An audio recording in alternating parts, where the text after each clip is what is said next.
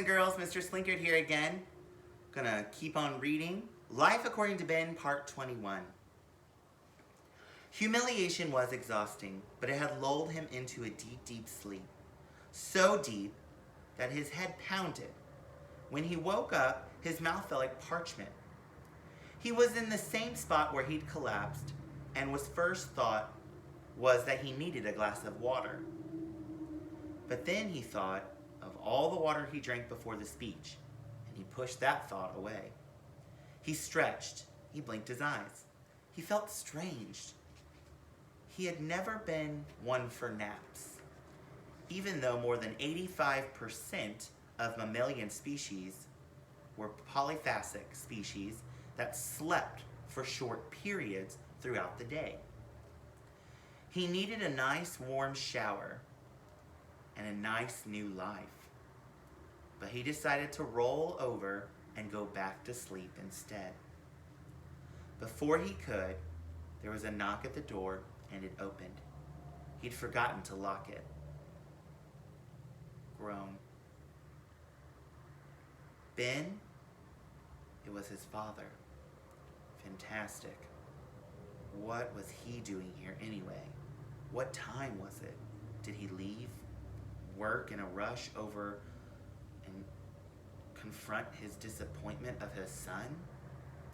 The bed shifted as his father sat down. You know, his father began, there's this saying by Robert Frost. It goes, in 3 words, I can sum up everything I know about life. It goes on. Great, thought Ben. All my problems are solved.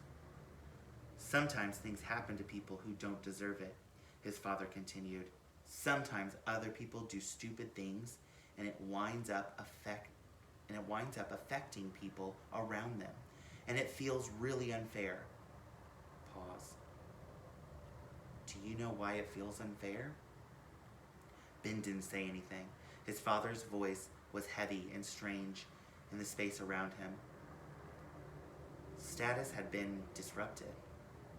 What was the opposite of status? Because it is, his father answered.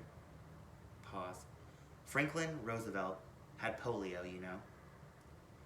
He was really pulling at straws now, wasn't he? Duh, said Ben. He was talking into his pillow because he didn't want to lift his head, so he couldn't see the expression on his father's face. He didn't care anyway. Everyone knows that.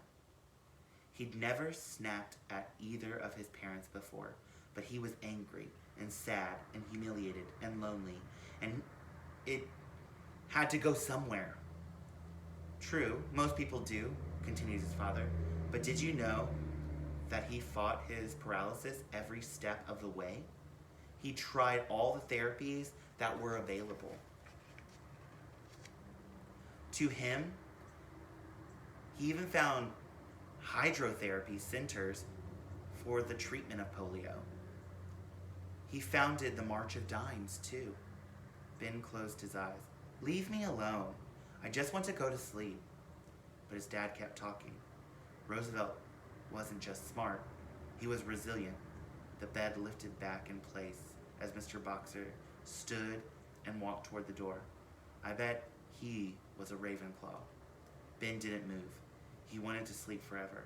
He wanted to imagine he was someone else. He wanted to keep being mad at his father because he had to be mad at someone. But then he opened his eyes.